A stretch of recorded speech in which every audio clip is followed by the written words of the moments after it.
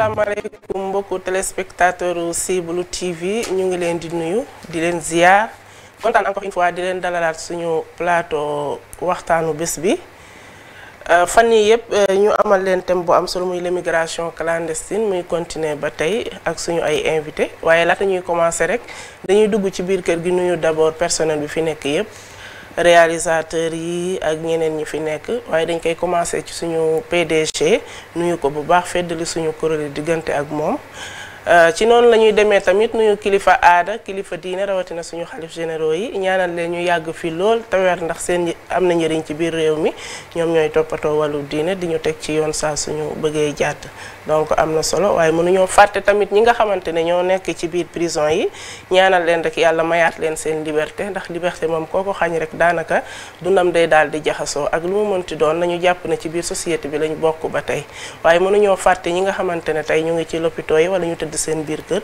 am lu leen di metti wala lu leen fa tënk ñu ngi leen di ñaanal ñu jóg ak jàmm ak salaam dellu ci seen ay activité waaye mënuñoo fàtte tamit ñi leen di toppatoo muy le corps médical ñu ngi leen di ñaanal bu baax di leen jox suñu ay encouragement wax leen ne liggéey bi yombul mais jàpp teewoo bàyyi liggéey bu gën a neex mooy bi nga xam ne dañ ciy jaamuwaale yàlla di dimbale sa semblable muy doomu aadama bi donc laata may dugg ci biir tam bi nag damay leen di bàyyi mbokku téléspectateurs yi sama ñaari invité yi muy Pape Modou ak Mame Balla dama leen di bàyyi d'abord ñu nuyoo ak téléspectateur Siweulu TV Mame Balla laa am sama ndeyjoor maa ngi lay bàyyi nga saafonteeg mbokku téléspectateurs yi. waaleykum salaam wa rahmatullah. soxna si ñu ngi lay nuyu bu baax. di la ziare bu baax. maa ngi lay delloo ziar di ziare sunu jëwriñ monsieur Sow.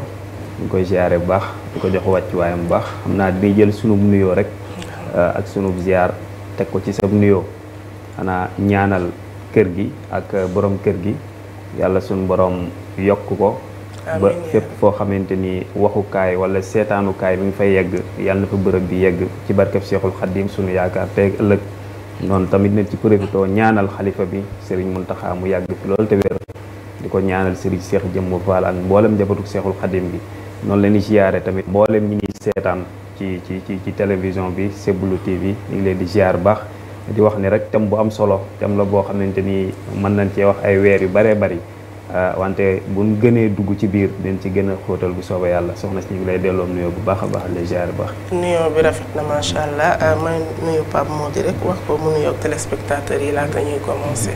asalaamaaleykum wa rahmatulah taala wa barakatuhu. da nga leen nuyu yéen ñëpp. di jiital nuyoo bi soxna Mariam Sy. maa ngi lay fay. jëwriñ yàlla Guèye. Mame Balla. tur bu rëy la. ndeysaan. mu représenté dafa rëy. donc ñoo ngi nuyu nag techniciens yi nekk si rajo bi ak télévision bi. ak journalistes yi. di jiital si nuyoo boobu PDG bi pare pratique. di wax ni waxtaan bi. ngeen fi commencé ba léegi. am na solo. xam ne tey jii nag daan ci gën a dugg. incha allah si solution. tey jii daan ci gën a dugg ñu amaloon thème bi immigration clandestine. commencé ko alterner talaata ba tey jii ñu na tëj thème boobu. pour prochain thème ci semaine bi di ñëw. waaye ñu dugg fépp. wax nañu causes yi. wax tamit les acteurs. qui sont inclus dedans wax ci conséquences yi. mais bu fekkee ne thème am na cause am conséquence. war na am solution tey nag ñu nar a xuus nan la ñuy def tey ba tey suñu ndaw yooyu ci réew mi nan la ñuy def ba li ñuy tànte tey seen ay morom duñ ko def. ñu war a commencer par d'abord fexe ba képp ku ñu gis nga def ko li la ciy topp ëllëg sa morom bu ko bëggee def dina xalaat ba nga xamante ne dina décourager. tey Pape Modou ci yow laa njëkkee est-ce que jotul tey ñu criminaliser ko lépp li nga xamante ne immigration clandestine la. bu ñu waxee criminaliser nag nekkul ne dangay jàpp ndaw bi nga xamante ne moo jël gaal rek dem sanctionner ko du solution bi parce que c'est toute une chaîne. chaîne la ki ko jox xaalis bi ci la bokk. ki ko dugal gaal ci la ki ko conseiller sax ci la bokk. enquête bu amee yaakaar naa dina ñu lu feeñ lu nëbbu woon lu bëri dina feeñ te bu boobaa bu ñu corriger à partir de la source yaakaar naa solution dina am. ni nga ko posé noonu. la jàng parce que phénomène du am rek ñu nuy ay sanctions waxtaan la jëkk la démb maa ngi wax ni war nañ def état général de la jeunesse. de la jeunesse. suñu dee def état général de la jeunesse boobu pàcc lii pàcc la si. immigration clandestine. nu woo ay spécialistes. parce que mbir mi dafa laaj ay jàngalekat ñëw toog si. ay psychologue ñëw toog si. ay magistrat ay juge ñu ñëw waxtaan mu nekk état bi nekk si waa sëriñ si ñëw si. société bépp toog nag lu tuddee que li ma ko mën a tuddee mooy ndëpp la. ma ne état général de la jeunesse ndëpp collectif nañuy def. suñu demee nu seet mbiru yëpp nu teg ko si table bi nu waxtaan. su boobaa daanu xam si yenn sanction positive lañuy def ak yenn sanction négative. su ma waxee loolu mooy équilibre dafa baax si traitement sujet yu mel nii. li si des te nga soulever ko mooy ñi nga xam ni ñoo koy organiser. ñooñu nooy def activité criminelle. ñi organiser loolu. ñooñu lañu mën a sanctionner. ndax suñu jëlee xaalis bakkanu doomu aadama di ko foyee. ndax conditions yi ñu leen di yóbboo du lépp lu nga xam ne jaar na yoon. gaal gi jaarul yoon. ni ñu koy defee pour jéem a dugg si dëkk yooyu jaarul yoon yenn saa yi nu xëpp sax nit ñi. si booru géej. maa ngi si joxe benn exemple pour rek wax la ni mu grave. am na ay jeunes dañ leen dugal si gaal wërloo leen pendant 3 mois. ñëw ba boru timis. lu ñëw ba boru géeju tefesu Mbuur. ñu leen gis ngeen lamp yee. mooy Espagne. su ngeen wàccee daa ngeen fi fekk nag ay sénégalais. yuy liggéey si hôtel yi. daa ngeen gis ay tubaab yu fa nekk. mais bu leen waxanteen ak ñoom da ngeen di romb rek parce que ñu añaan nañu du ñu bëgg ngeen ñëw. ñooyu ne cëpp si suuf. feey daal di traversé nit ñi di ku leen dal tubaab yi daw ñii lan ma xew jóge si géej gi. nu daal di génn dem bi nu duggee ba romb hôtel yi. xool ni sali nañ nekk. déception bu mel noonu. gendarmerie ñëw. fekk na laaj leen. jàpp leen expliqué. gars yi fekk tegu nañ si géej gi ñoom. taal nañ seen i moteur su fekkoon ni boobu temps gendarmerie am na équipement bu doy. dañuy dàq gaal gi si biir kii bi wala hélicoptère jàpp leen. donc dama la bëgg wax nii rek ay bandits de si am. organisation bandits yu ko ñooñu nag nañuy criminaliser. dañuy war a sanctionner. ak ñi nga xam ni chaîne bépp. si ñuy defar chaîne bi. mais ñi nga xam ne dañu jël seen xaalis di dem de beneen forme éducation moo fa war a nekk. beneen forme communication. loolu tax ma ne ndëpp moomu daal jot na. jot na ndëpp moomu jot na te dina am solo loolu ndaxte loo gis ko ni nga ko waxee rek jàngat la laaj. waaye Mame Balla bu ma la waxee ne xëy na bu fekkoon ne population bi réagiroon na en temps mënoon nañoo ñàkk a egg sax ci ay sanctions parce que gaal yi tamit teguñu ko ci ay biir néeg pour di ko defar bu paree tamit yebeewuñu xale yi ci biir néeg fii ni ñi dëkk ci tefes yëpp kenn mënul wax ne gaar yooyu defar nañ ko ba mu départ te tegoo ci bët donc maandu bi ci Sénégal ak sama yoon nekku ci moo bëgg a ëpp te moom lañ fi war a jëlee pour éviter lu muy mel waaw xam nga loolu soxna si jikkoy sénégalais la dana gis lay yàq sax ci buntu këram maanaam mu di ko négocier maanaam suñ lépp maanaam dañ koy négocier bala ñu egg ci gaal yi dangay gis xale bu jubul bu nekk ci koñ bi di trafico drogue wala muy trafiquer yamba wala yu demee noonu nga xam ko yow war ko mën a dénoncer wax ko ñu faj ko mais da nga naan noonu sama papaam sama xarit la wala suma dëkkandoo la wala fii la yaroo léegi négocier boobu mooy dem moom ci jëmmi boppam la muy juraat ak la muy yàq moom muy ëpp dañuy dem ba mu xëy rek doon benn bomb toj léegi nag ku nekk wax mais ba muy door immigré bi ba muy door booba bu ci gouvernement bi jógoon teeloon a jóg li nga wax léegi rek gaal yi fi ñu koy defaree xam nañ ko ñi liggéey gaal yi xam nañ ko gaal yi déparé wul ci kaw tali bi ci wetu ndox mi lay déparé te barab yu ni déparé yëpp chaque jour booy bu dem ba ñëw soo ko laajee daf lay wax Mbuur wala beneen gox boo xamante ni ci boori géej gi la kon bu fekkoon ni jëloon nañ matuwaay yi nga xamante ni moom lañ war a jël ci sàmm géej gi ba am li nga xamante ni maanaam moom lañ war a sàmm ngir xale yi bañ a dem ci ndox mi ngir xale yi bañ a ngir gaal yi bañ a tëmb ci ndox mi ngir xale yi tamit bañ a jige géej gi loolu li ko war parce que am nañ ñoo xamante ni ñooy garder géej gi mais fan nekk ak fi xale yi jaar parce que xale yi dem nañ ba maîtriser ñiy garder ban heure la ñuy nekk ci ndox mi ak ban heure la ñu nekk ci ndox mi fi ne gaal buy tëmb xam na tey jii jour bi ñu war a tëmb mercredi ñiy garder géej gi ban heure la ñuy nekk ci ndox mi ak ban heure la ñuy génn bu ñu waree tëmb 1 heure ni kon nan xaar ba 2 heures parce que heure boobu dina fekk ñu libre man damay wax ni sax est-ce que ñoom complot wuñu ak borom gaal yi parce que gaal gi dafa bari xaalis imaginez nga def 100 personnes ci gaal ku nekk 400 000 ça fait combien de millions kon ginnaaw la am buñ jàpp ni rek ñi capitaine bi yor gaal gi ak boy yi rek ñoom ñooy cause bi déedéet dafa am ginnaaw moo tax neexut a régler am na ku nekk ca bureau ba génn ci télé bi wax boo ko toppee ba ci biir ci la bokk gis nga suñ gouvernement bi ñoom leen jëkk a corrompu suñ ko waxee moo am suñ ko waxul moo am gis nga dee gi xale yi dee ci géej gi da leen a neex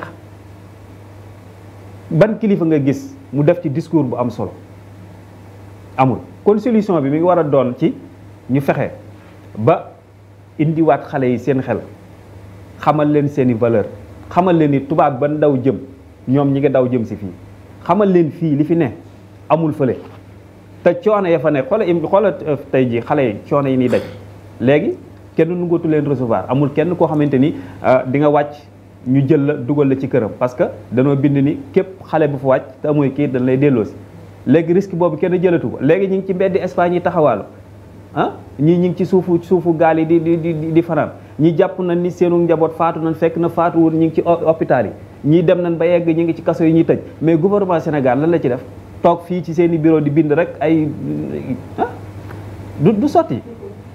gouvernement Sénégal lan la ci def. mel ni pàcc bi daal dina métti ñëpp. yàgg na trop. waaye Mame Bara may ñëw ci yow. xam nga sànq li nga wax lu am solo. nga ne dafa laaj waxtaan maanaam ñu ngi tuddee lutte nationale waxtaan ak ñëpp. mais loolu surtout day xam concerné jeunes yi nga xam ne ñoom ñooy dem pour ñu conscientiser leen. ak ñi nga xam ne ñoo leen war a jàppale. quand même pour ñu am ci lu ñu jàpp fii ci réew mi. waaye bu ma ñëwee rek ci Mame Bara li mu wax maanaam état bi da cee war a jóg.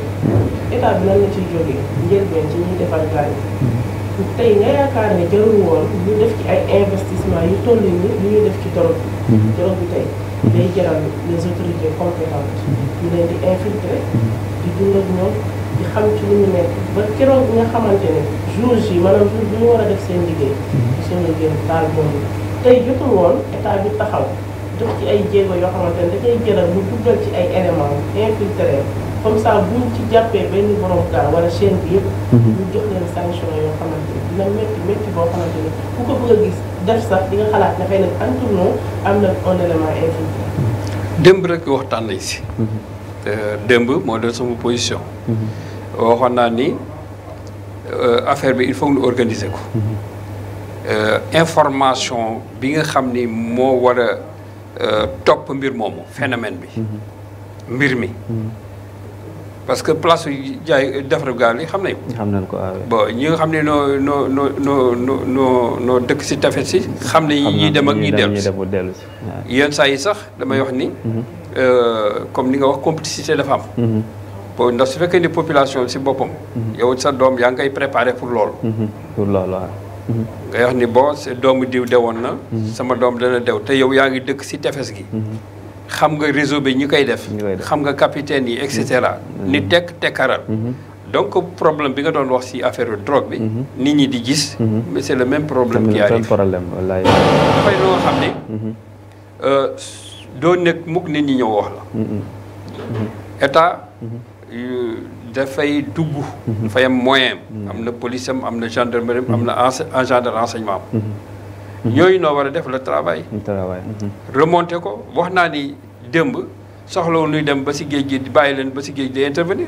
bala ñuy dem mën nañu ko bloqué phénomène bi. loolu information la. ay renseignement renseignement ne agent de renseignement yi noo war a def liggéey boobu.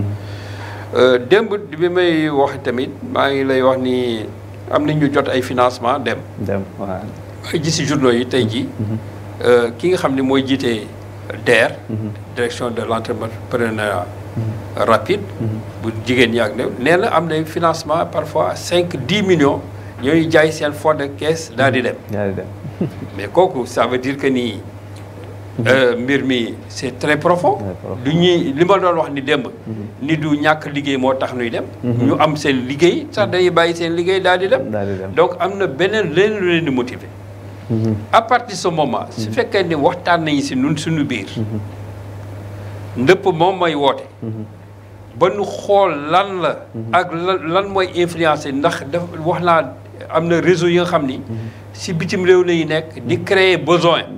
di leen gëmloo ni fii place su liggéey am na fi lii am na fi lii am na fa dëkkee ko seen nopp nu koy dégg nu am talatuñu julli talatuñu dara suba ba ngoon.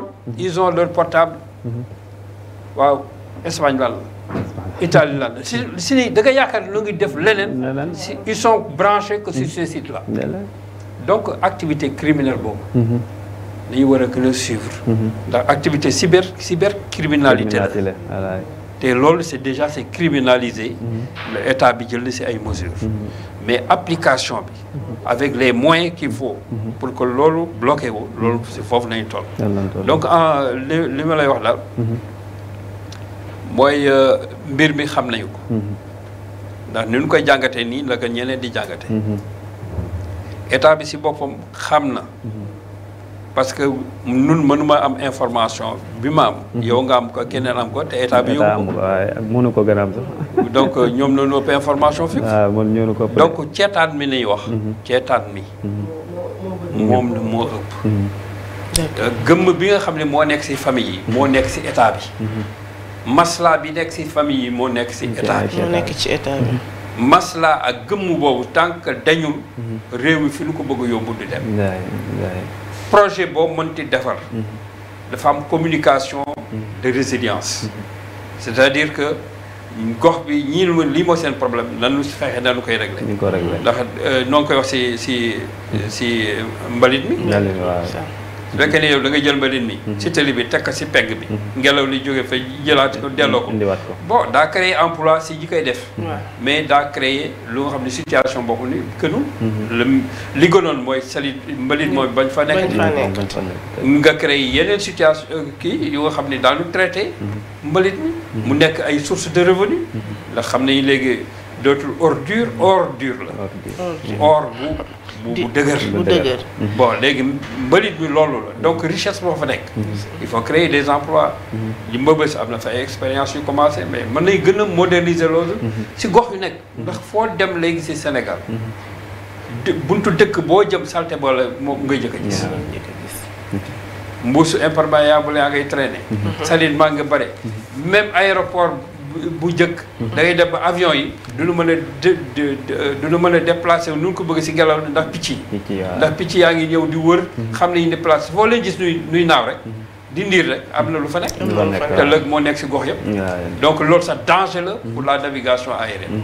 mais nan la ñuy def ba richesse yooyu. mbalit moom ñu transformer ko mu nekk ay engrais. di koy toftan di ko def si tool yi. récupérer.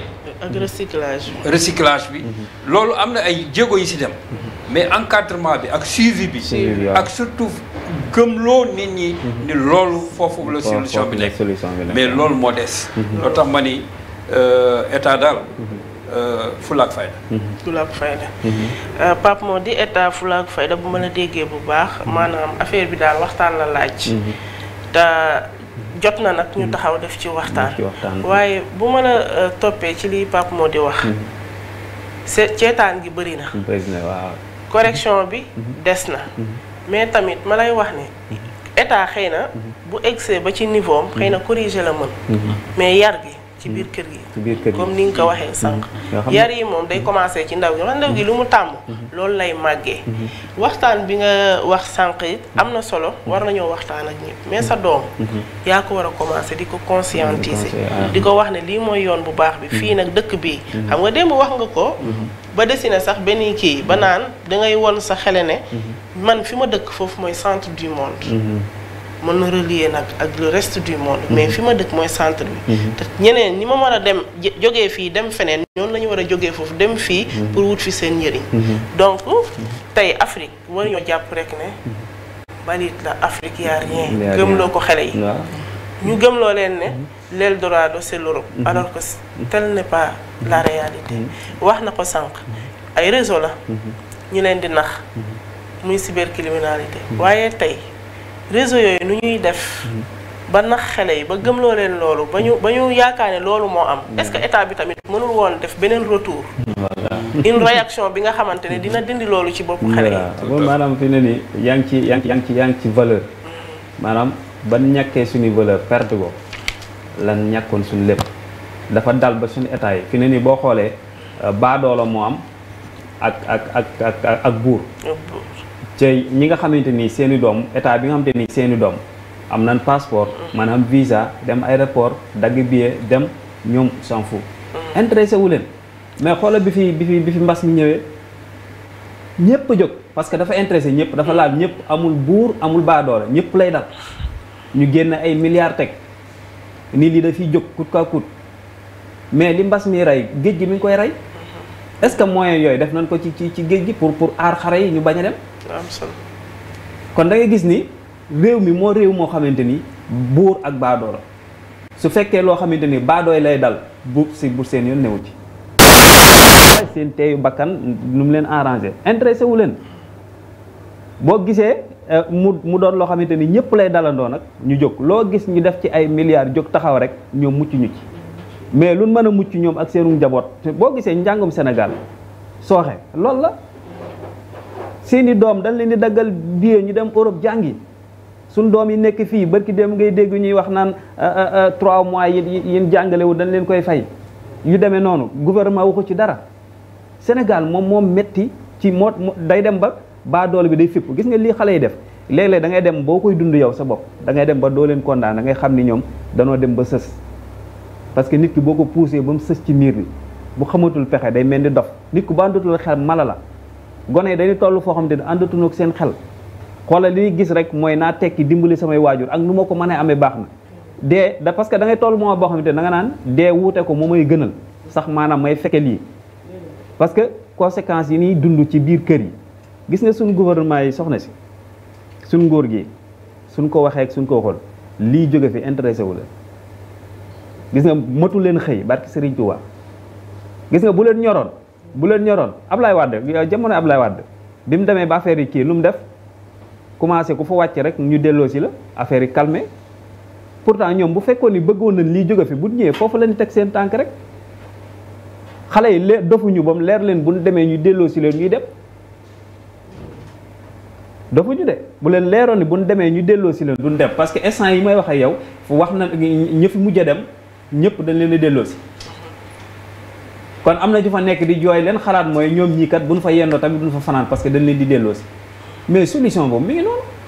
Premièrement tamit li ñu waroon a def ci gone yi defuñu ko ci ñoom suñ réew mi soxna si ban liggéey nga fiy liggéey journalier 2500 journalier 3000 ku mu yor ban réew la amati suñ réew yi gën a jege ay Mali yooyu sax amatu fa Sénégal la des buur mooy exploité baadoola da ngay liggéey ci société am contrat lu mat 3 ans 4 ans jàpp 5 ans doo am embauchement liñ lay fay bu baree ba bari du passé 60 000 francs mais nañu xool réseau yi fi nekk français yi moom ko tubaab yi moom ko ñuy exploiter réew mi di jël di yóbbu seen réew lu suñ tali bii ban njariñ lañ amal APS bi suñ kër yëpp man ci APS bi laa dëkk suñ kër yëpp bu nawetee day fees dell ak ndox ñu defar seen tali miire ko ba mu wër faalewuñu ñun point yi mujj def fii ci seen raay bi ku wëral pont yi fi nekk amul benn pont bu ñu def canal ngir ndox mi mën fay jaar seen yoon new ci ndox bu ñëwee ci biir kër yi la baadoole la jëm mais réew mi li fi nekk nit ki boo fiy dund da ngay dem ba da ngay xonet génn ngay bëgg gone yi kenn waxu leen nañ génn ndax génn nag da nga am foo koy teg kenn waxu leen nañ génn mais dafa toll foo xamante ni faw suñ gouvernement yi jóg suñ njiit yi jóg ni ko sëñ Muntaxa defee bërki démb mais ana suñuy njiit ana suñuy sëriñ ana suñuy jëwriñ sëñ Muntaxa ba démb la yabal sëñ Bass mu def benn déclaration ngir sensibiliser xale yi delloo si leen mais pour lu tax kilifa yëpp jóguñu def noonu ñan ngay gis ci rajo yi ñuy wax ak télé yi politiciens yi li ñuy wax mooy li leen arrangé képp la ñuy wax lu ñëw ñu wut ca buzz wut ca tur képp moo tax Sénégal fi ne nii solution bi ñuy wax nii buñ waxoon lu gën a baax teg ko fii soo ko bindee ba def ko ci kayit yi boo leen ko joxee ci 3 leen koy dugal intéressé wu leen. intéressé wu leen loolu am solo waaye damay ñëw ak yow ci guide religieux yi rek. parce que da nga laal pàcc bu am solo. léegi Pape Mody foofu bu ma la interpellé xam nga tey génn def déclaration. c'est bien beau. mais comme Sénégal yàlla def ñoo may chance boo xamante ne. nit ñi dañoo attaché wu trop ci confrérie surtout ci seen ay sëriñ. jotul woon tey comme mbir mi toll na fii. bakkal yu lim bu toll nii di ci rot ci ay bakkan. jotul woon tey sëriñ bi nga xamante ne bu ne ay taalibeem toog leen fii. du ñu bouger jotul woon tey mu jox leen mu génne ko waxuma déclaration ne mu génne ko comme ndigal. wax leen ne képp koo xamante ne. yaa ngi may topp te yaakaar nga ma may guide religieux bu la kii doy. gaal gi bu ko jël. est-ce que yaakaar na tamit solution mënoon naa génnee foofu. parce que génn sensibilité baaxul. ñun chaque jour ñu ngi sensibiliser mais kenn du ko topp. mais il faut tamit faire recours à d'autres moyens. foofu tamit. ñun dañoo yàgg ci réew mi. li ngeen di wax yëpp dara beesu fi. dara beesu ci waaw. sëriñ si yàgg nañu wax. gouvernement yàgg na def. mais phénomène bi yàgg na fi. yàgg na fi. dama lay wax ni sax am na ñuy dem di ñaan sëriñ bi. pour mu ñaanal leen ñu dem. ñu dem. c'est di takk seen i téere rek.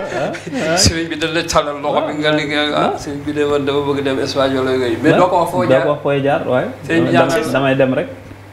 kon nag mbir yooyu. dëgg la ñun jox nañ leen di cër. sëriñ si bu baax a baax. ku seen kàddu am na lool si solo. ndax su waxee rek mu wàññeeku. pandémie bi bu ñu si waxee dafa wàññeeku. bu ñu nee gàmmu amul Touba téye Tiwaawan taxaw. ñu ni yenn manifestation yi wàññi ni ko sëriñ bi di takk masque. ak yooyu mais dafa wàññi phénomène bi. donc loolu li ngay wax dëgg la am na impact. mais dëgër bopp bi tamit dafa am. dafa am. waaw ñoo xam ni.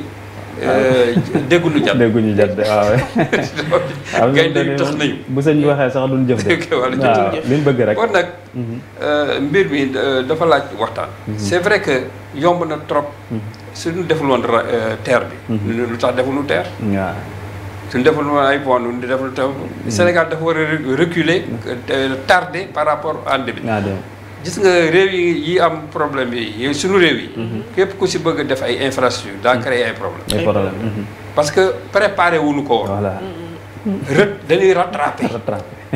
kuy rattrapé fekk lu nit ñi dëkk ba pare. nga xàll ba nga fa def il faut jaar coow li bari. planification. mais soo topp soo ne du ma def coow. dama ragal coow doo def dara. parce que coow lii di am. mooy tax ëllëgi si biir. ñeneen infrastructure yu di def. du am coow. ndax yoonu tubaab bi gis nga bi ñuy def autoroute à péage bariwul coow. parce que àll la. mais su fekkoon dañu fekk nit ñi dëkk ba pare. nga ñëw bëgg a xàll. comme li xew fii. day indi coow te suñu ko deful woon tamit mu indi problème. donc man économiste la. dama lay wax ni si yenn questions yi. il faut faire attention. dañ doon perdre chaque année depuis 1980. bi embouteillage bi nekkee fii. chaque année 120 milliards. lañ doon perdre si circulation. disons 10 ans rek 1200 milliards. te boobu dans budget Sénégal yeggul sax 600 milliards 700 milliards. c'est énorme. mais tu vous rendez compte. li ñu perdre si loolu yëpp. lii da noo ngi rattrapé mais noo ngi rattrapé nit ñi di gën a dëkk. on crée des zones. yi nga xam ne nit ñaa ngi fiy dëkk. mais day indiwaat yeneen embouteillage. mooy tax sortie yi am problème. mën nga dawal ba mu neex la si autoroute bi. mais soo wàccee. wàcc bi problème la. parce qu'on n'avait pas prévu. tout ça. donc dafa nekk lu nga xam ni. te soo ko defulee tey jii mu indi problème donc. vision bi nu am pour Diamniadio malheureusement terrain bi nu mu demee Diamniadio mais c'était ville bi moo waroon nekk ville de dortoir ville bu récupérer difficultés yi nu am fépp parce que ville résiliente nañ fa doon def doon naa waxtaan ak Farès à l'époque bi ñuy def suñu programme nu ni ville bi nu ko waroon situer diggante Mbour ak Fatick ndax foofu yaatu na te li ñu fa bëgg def yëpp am na ils se sont rattrapés def na yu dagg xolpa bu diggante Diamniadio ak Diass am na projet bu rëy bu xam ni ville boo xam ni nit ñi dañ fay dëkk di fa liggéey fa nga dëkk fa ngay liggéeyee. dafa yebba usine am ay hôpitaux am lépp. donc projet boobu 100 000 logements dana fa am mais dans le même temps dañu war a waxtaan ak waa dëkk yooyu. waa Diass mais dégg naa maire wu Diass nee na suñu terrain yi su fekkee ni aéroport bi jël na si 4000 hectares. ñii jël si presque 3700 hectares. mais ñun lan lañu desee ëllëgee si bi pour suñu doom yeeg yooyu donc waxtaan la laaj encore yooyu. pour que xale yi mën a toog ndax yooyu day créer emploi. 100000 logements fu nu koy tabax. day créer emploi. cimenterie yi dana dox. usine ciment yi dañuy dox. fer day am. usine fer bi fi nekk Sénégal day dox ak ñu importer encore. ñiy liggéey ci importation. dañuy dox transitaires yi dañuy liggéey. banques yi dañuy liggéey. donc loolu mooy indi liggéey. donc yenn projets yi day mel ne projet dof. mais soo réfléchir. c'est l'avenir. C'est l'avenir. donc mooy régler en partie les problèmes d'immigration yi ñuy wax. ñoo ngi wax ni maa ngi wax ni qualification. mais ñi am qualification ñu si bare fii noo ngi liggéey. soo amee qualification les ouvriers hautement qualifiés. kenn chômé wu. parce que dañ leen di rechercher. démb noo ngi wax ci dans le domaine de l'automobile ñi nga xam noo ngi jàng électronique appliquée à l'automobile amuñu problème. mais su fekkee ni yow jànguloo bëgguloo jàng métier wala xeeb nga métier bi. mais ñi jóge si bi nun dund rek noo fi nekk te tëjuñu suñu frontière. te kenn xalaatul sa tëj sa frontière. donc waa Guinée Bissau ñëw waa Guinée Conakry ñëw. waa Mali ñëw liggéey bi nga bañ yow. c'est ça. parce que yow xam nga ñoom lu tax du ñu am problème boobu. parce que suñu ñëwee fii. gisuñu ndey gisuñu bàyyi am na lu ñu rus. comme li dal suñu gars yi suñu bëgg dem gaal suñu demee. li ñuy bañ fii moom la ñuy def foofu. parce que gisuñu daanu bale mbedd yi daan def loolu. nit ki nag liggéey. mooy première dignité. bul xeeb li y a pas de sot métier y a de sot genre. tubaab moo ko wax. y a pas de sot métier y a de sot genre. métier bu con amul. nit ku con moo am. parce que li lay teral. da nga ko war a foog.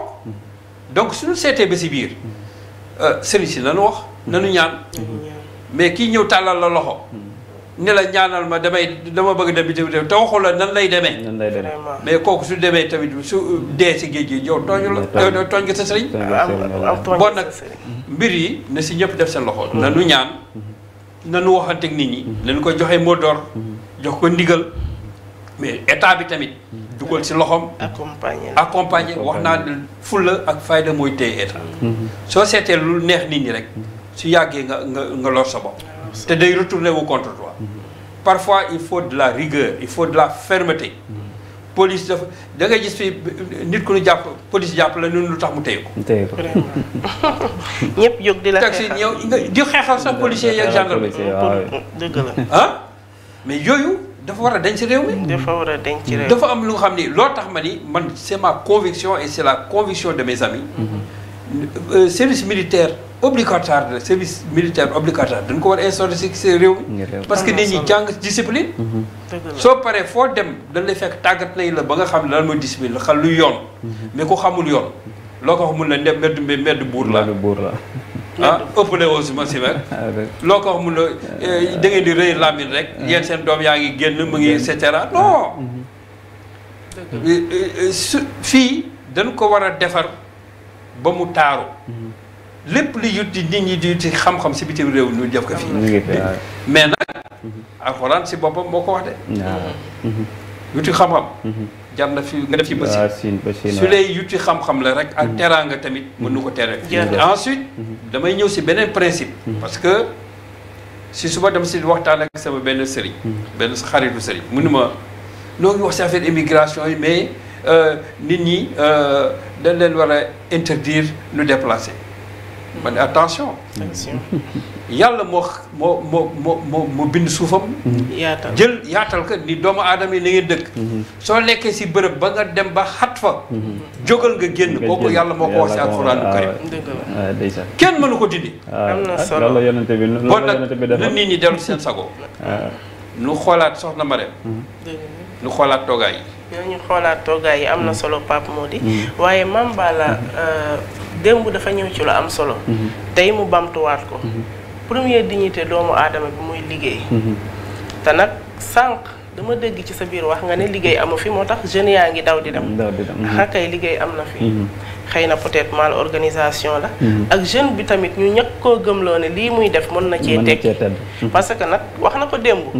fii ku fi dugg gaar rek. dara nga jaay.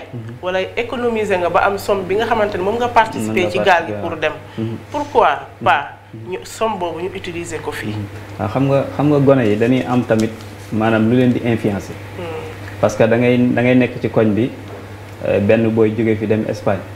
2 ans 3 ans mu tabax Hercules gaare oto. comprendre nga yóbbu yaay Makka ñu ne am fu mu nekk ñu ne Espagne.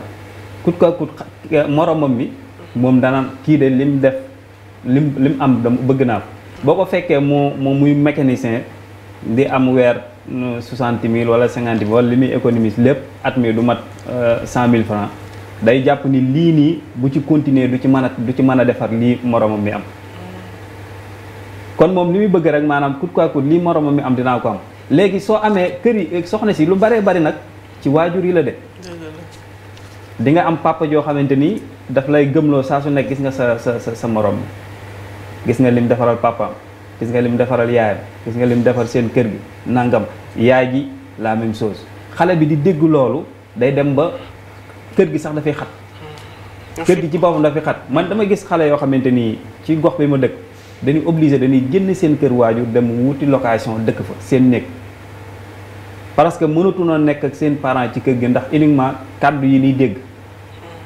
xañ na ñu ngi góorgóorlu mais seen loxo jotul seen ginnaaw carrément li ni amakus néew buñ ñëwee buñ ci régler seen i problème duñ dese dara te bëgg nañoo dimbali seen i waajur loolu day dem ci ñoom ba nga xamante ni buñ gisee gaal bu taxaw ñu ne la 200 000 wala 300 000 matériel ban yor war koo liggéey sax la ñuy dem far jaay wala tay la ko pour dem kon ñoom à chaque fois rek am na lu leen di influencer xoola dëkk bi ñuy wax Mbengeen te 25 personnes yi dee fa wax nañ ni 3 personnes xaw ma 4 ñoom ñoo dem jàll woowaa dëkk ba ni leen yoon bi dara ñëw fi boo ñëwee da ngay ñëw nice ñoom ñu dégg loolu bi ñu débarqué ci dëkk ba di dem Mbuur ci gaale wax nañ car rapide lañ gaare kon xam nga ni seen i parents waa dëkk bi gis nañ leen mais pour lan moo tax suñu gouvernement bi ñoom wàcc ñu ca dëkk boobu pour man dama ni chef de village baak ñëpp parents yi ñëpp lañ waroon a jàpp te parce que la tax xale yi jël kaar ci biir dëkk bi ñu leen di gis ñu daw ba egg Mbuur dugg ci gaal yi dem dee ñoom am nañ ci responsabilité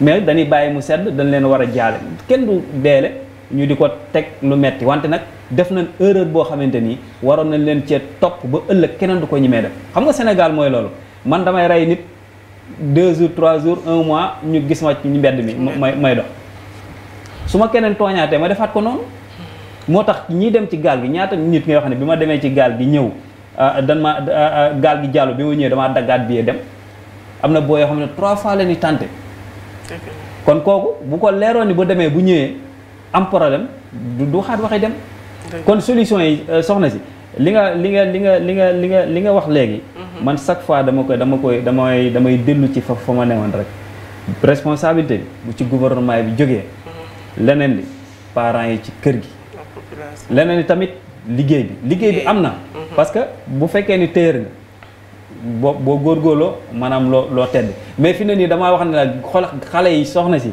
ñoom ñoo dépassé ay damay dund rek maanaam liñ bëgg oto bu rafet kër gu rafet artistes yi influencé na leen télé bi ñu ngi leen di gëm loolu amul parce que chaque fois li ñuy gis mooy ñoom dañoo war a dund ci luxe loolu la ñuy gëm loo te gëm na ni tamit luxe boobu ñu bëgg a dund mënuñu koo am fii sunum réew faaw nga dem Europe loolu lan def suñuy bopp ba nga xamante ni jàpp na ne lépp lu baax foofa la lépp lu bon fii la dama dégg benn kilifa mu wax lu am solo dañu ñun suñuy valeur yàqu na Espagne ga xale yi daw jëm buñ jëloon Sénégal déplacé ko yóbbu Espagne jël Espagne indi fii buñ demee benn siècle rek ñun ñooy jógewaat foofu di daw di ñëwaat fii parce que suñuy valeur la li yàq moo la gën a mën ko defar ci lépp nag tey jii am na koo xamante ni ma nga toog di wax nga jàpp ni la muy wax lu sincère la ci moom lu dëgg la ci moom fekk na la muy wax gëmu ko sax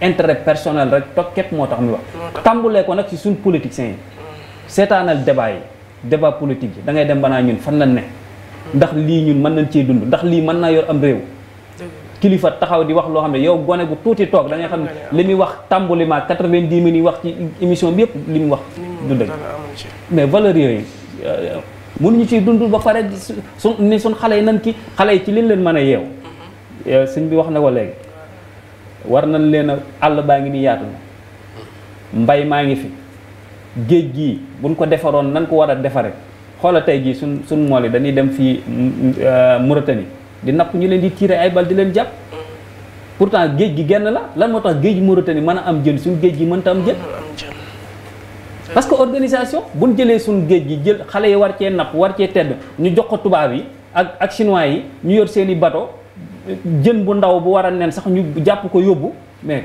géej gi day suñ àll bii ñaata jamono Ablaye Wade ba léegi ñaata financement nga fi dégg ay milliards ñu dañ koy jox baykat yi ci loxo ñan lay mujj politiciens yi nga dégg fi ay footballeurs yu ñuy jox ay engrais lu nekk nga dégg ko ci réew mi ay députés yu ñuy jox ay cent de milliards koo xamante ni mi ngi dëkk Almadi gii nga jox ko ay milliards ni ko bayal lu muy bay xamul bay tey ji boo demee ci àll bi ñi dem ci géej gi ñi ci ëpp ay kaw-kaw la boo demoon Sandaga gii wala nga dem marché yi nii ña fa nekk ñëpp ay kaw-kaw la ay baykat la mais amuñu luñ bay parce que financement yi nii dugal ci mbay mi du dem ci seeni loxo loolu mooy problème bi suñu problème mooy gouvernement bi ñi ngi génn chaque jour nga dégg ay milliards fin fa fam war a dugg du fa dugg dama wax ni dëkk bi baadoolo moo fi am ak buur baadoolo yi nag chaque jour ñooy souffrir rek li naan chaque jour ñeexum baadoolo mooy sim cere buur ci dëkk bi loolu rek moo fi am soxna si maanaam maam Balla bu ma la déggee maanaam daal li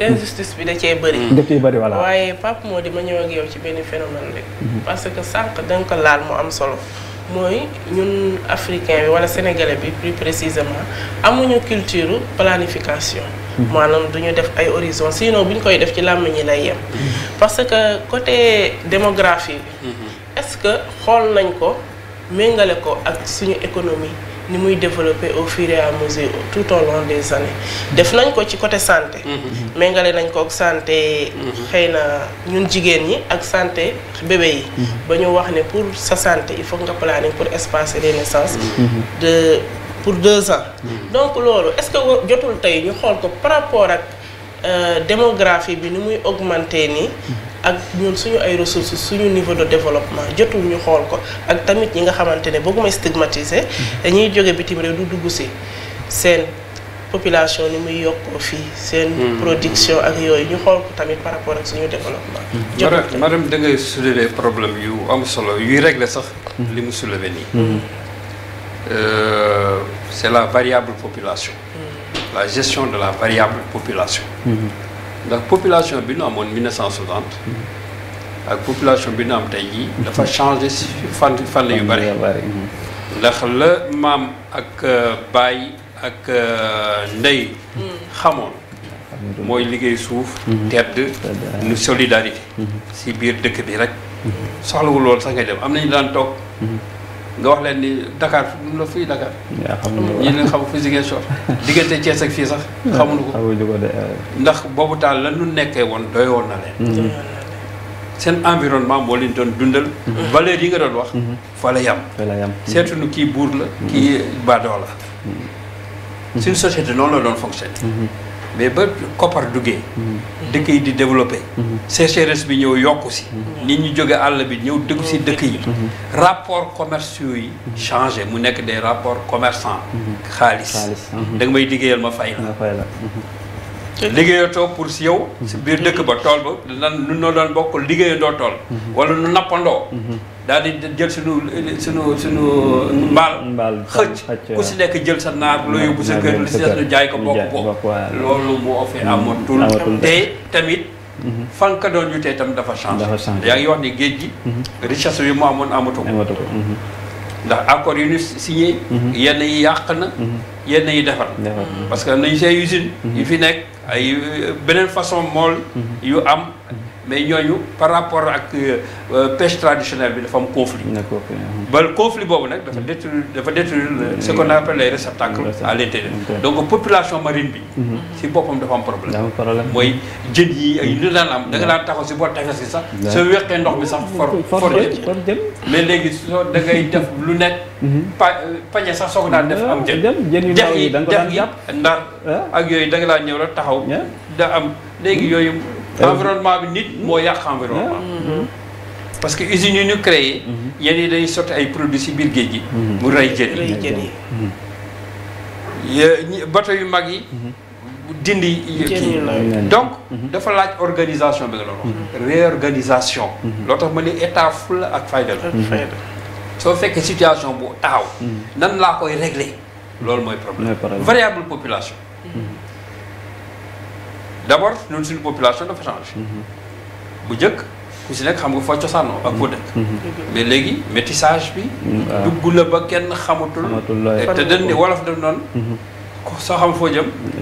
dellu fa léegi soo xamatul foo jëm. doo xam fa nga jógee sax doo xamante waaw problème boobu day na waar. bon nag ensuite liggéey yi ñu fi créé. dafa indi mouvement migratoire vers le Sénégal. parce que suñu réew dafa dem ba tane yenn réew. bu njëkk Côte d'Ivoire moo tane woon. ñu bari jóge fii Sénégal yi sax dem fa. mais dañu dem ba mujj tamit. réew yooyu am ay jafe-jafe ndax guerre ba fa amoon politique. conflit politique yi. ñenn yi jógee.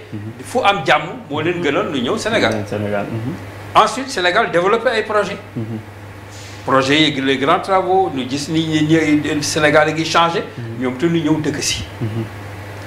maraîchage beeg yeneen yi ñu bàyyi woon ñoo dugg si. ñoom ñooy jaay légumes yi. ñooy jaay jën yi. ñooy jaay lépp lu Sénégal yi doon kii ñoom ni ñëw occupé ko. lu toog rek ak suñu ñàkk fulla ak ñàkk fayda bi may wax. mooy ku xeeb ku bàyyi sànd. ànd jàmm boo jëm fekk fa borom toog alors loolu moo ñu dal. ensuite la variable population. population. su lay développé yaa ngi may wax ni sànq ASBEF par exemple. association sénégalaise pour la planification pour le bien-être familial. ñoom noo fi indi planification ba nit ñi commencé wàññi jureel yenn yi.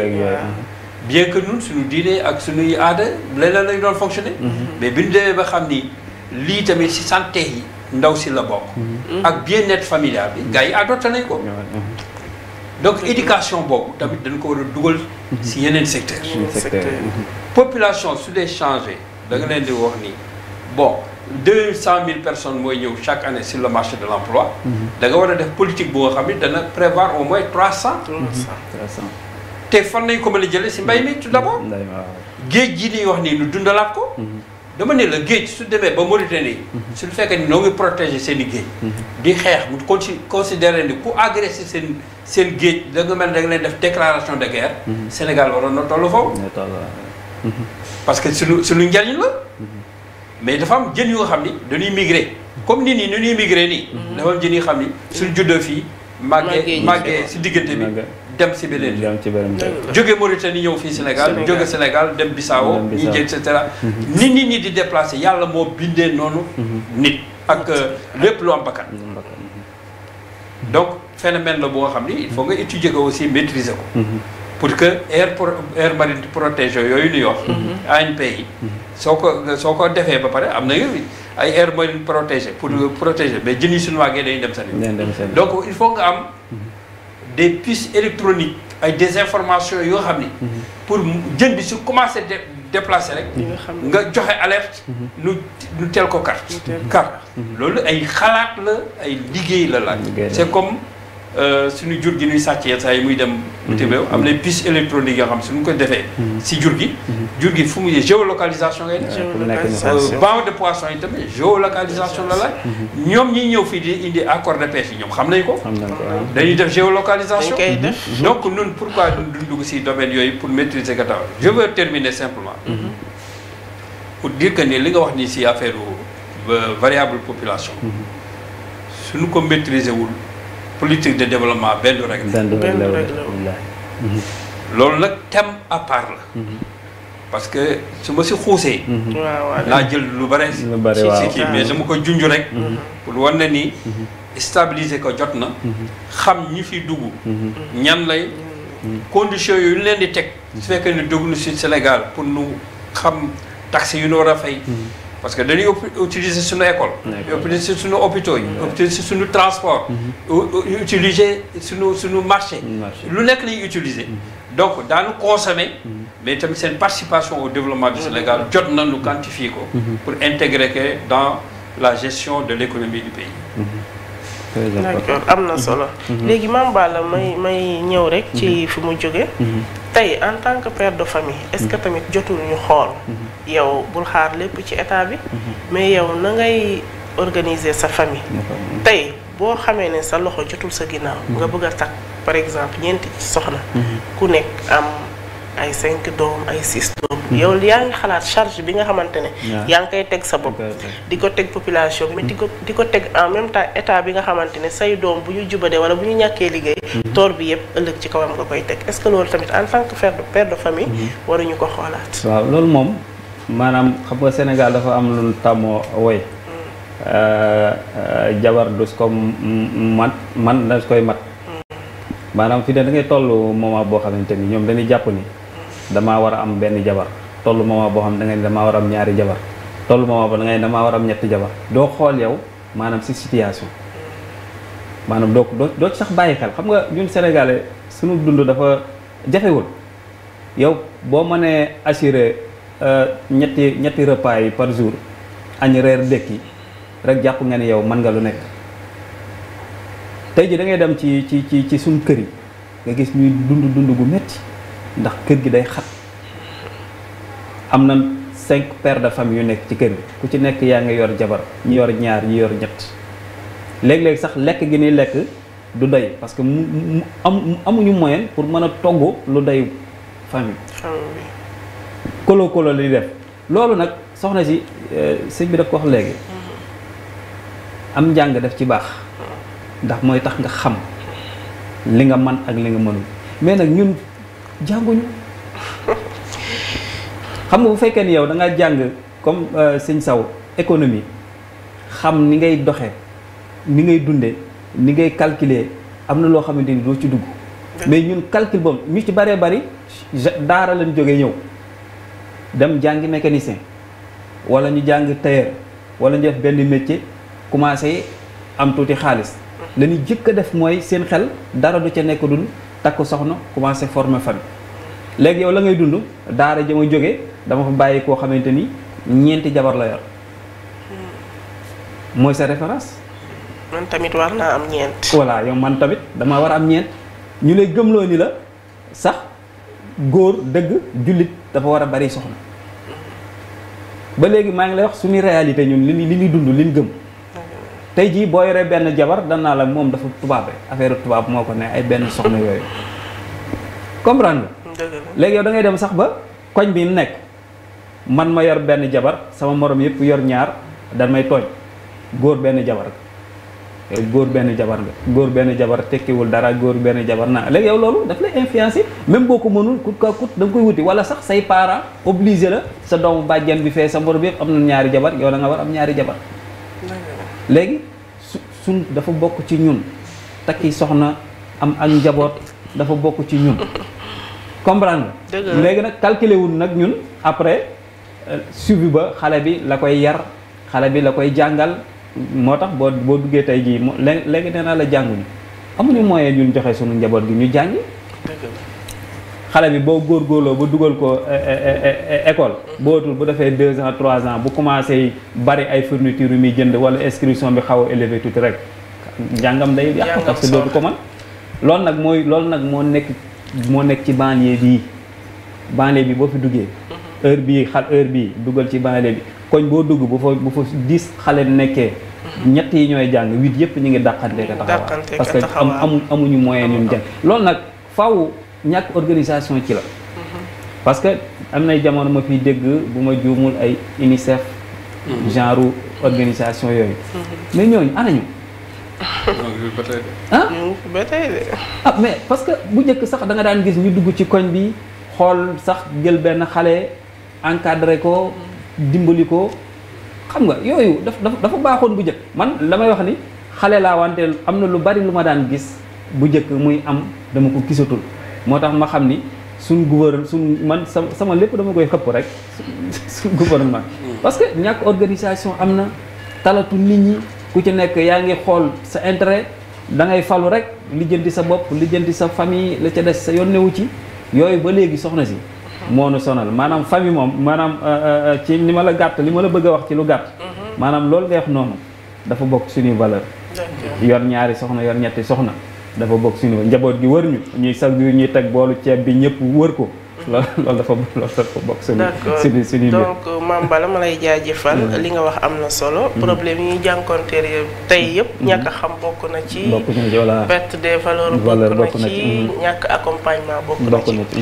yaakaar naa ci mañaa mi may signalé ne émission temps bi jeex na foofu la ñuy darkat bi le thème ba beneen yoon léegi balaa ñuy kii dama leen di bàyyi ngeen tàggoo Mame Balla kii Pape Mody tàggoo bi may def mooy li ñuy wax yëpp noonu organisation suñu bopp parce que am na ay valeurs yoo xam ne contre valeur parce que yenn loo am mënul tamit da ngay sonal sa bopp sonal sa njaboot bon loolu leen ko xoolaat dëgg la tamit gouvernement yi war nay seetaat seen toogaay parce que lu nga xam ni day sonal nit ñi surtout dañ ko war a dindi maire yi gox ñoom ñëpp rek ñoom ñëpp képp kuy def politique politique mooy nga xam nooy doxalee c'est l'art de gérer la cité mais c'est pas l'art de désorganiser la cité te ñu si bëri dañuy désorganiser kon nag yàlla nu yàlla musal si loolu teg nu si yoonu siraatal mustaqim et ba beneen yoon waaw xam naa di la sant rek maa ngi lay gërëm bu baax waxtaan wi am na solo lool di ziarer sunu jëwriñ ji tamit wax dëgg yàlla ñu ñuy jàngal lu bari ci xam-xam bu sell bi ñaan yàlla suñu borom gën koo dëgëral bu baax di ñaanal télé bi tamit yàlla suñu borom def fi tawfeex émission bi am na solo lool yàlla na bokk ci émission yi ëpp lu ñuy seetaan ci réew mi yàlla mën na ko yàlla na ko def waaw mbir moom jàpp te bàyyi la rek loolof njaay naan lépp loo gis rek tàmbali ba day sew wante nag boo jàppee rek mu dem ci kaw yàlla na ko yàlla suñu borom nga baal ma rek sa DG bi sa PDG daf doon wax ni programme yi mel nii ci jeunes yi ak liggéeykat yi am nañ capsule c'est-à-dire daal di déplacer équipe dem seeti leen ñuy liggéey nga gën ko def naa si sa émission yi di ñëw dinañ def ay yaatal incha allah xaw a may nit ñi tuuti communication ci lu ñuy yëngu am na solo mbokku téléspectateur Siboulou TV bii mooy seen dernier numéro ci thème immigration clandestine bi ñu amee doon ci bile semaine ñu leen di gërëm ci seen seetaan bi ngeen seetaan la télé Siboulou TV di leen jaajëfal naan leen ba beneen yoon prochaine semaine prochain thème ñu amal leen rek ak yeneen i invité waaye ma leen di fàttali rek ne di ngeen di am suñu journaliste consultant Pape Mody souvent ci seen écran yi ñu ngi leen di jaajëfal bu baax ba beneen yoon.